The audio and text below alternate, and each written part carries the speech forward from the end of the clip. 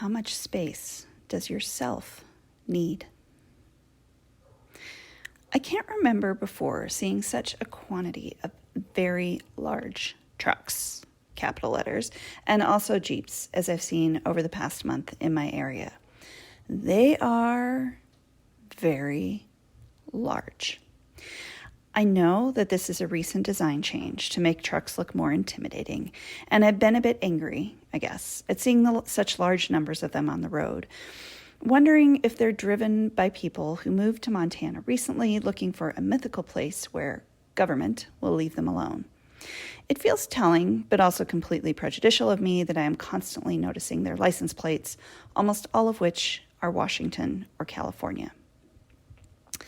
The car article I linked to above has some telling quotes from car manufacturers about this new design shift. The specific design trend, the article says, of the massive hood sticking way out in front of the driver with a cliff face front grille obstructing the view several feet out in front of the wheels is entirely a marketing gimmick. The explicit point is to create an angry, aggressive face that will intimidate others, especially pedestrians. Don't take it away from me. Take it from the guy who don't take it from me. Take it from the guy who designed the latest GM Sierra HD. Quote, the front end was always the focal point. We spent a lot of time making sure that when you stand in front of this thing, it looks like it's going to come get you. It's got that pissed off feel.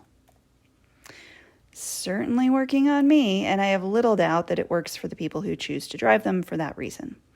What we definitely need in this world are larger vehicles that make expressing superiority and killing or maiming people easier. Everything I just wrote above is saturated with judgment, and there are far more words sitting at the end of my tongue that I either didn't let out or deleted. I struggle with judgment, like everyone else who's trying to be more compassionate, empathetic, and generally not an asshole. It's one of the reasons I loved the book Eating Dirt so much. I kept waiting for Charlotte Gill to write just one line, passing judgment on the timber companies, the Canadian colonial government, and the practice of clear cutting that has caused so much damage. She never did, and she managed to not do it without avoiding the issue. Somehow, magically, such a hard thing to do as a nonfiction writer. Her ability to write with honesty and clarity about dirt and forestry and the labor of tree planting without explicit judgment of the forces that caused the damage kept throwing me back on myself.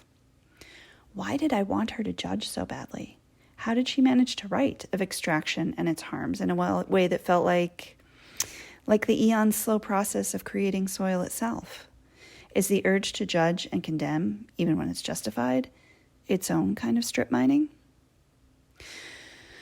Watching those trucks has got me thinking a lot about how it feels to be in a vehicle, which is something I pondered a great deal while writing my book.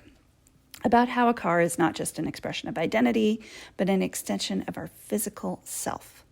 When other parents where I live complain about the length of the car line for dropping their kids off at school, there is no consciousness that when you're talking about yourself and or your kids, or you're taking yourself and or your kids somewhere in a car, you're not just taking your bodies and selves, you're taking several thousand pounds of self that you deem necessary or is necessary due to the lack of transit and a walkable life to your movement in the world.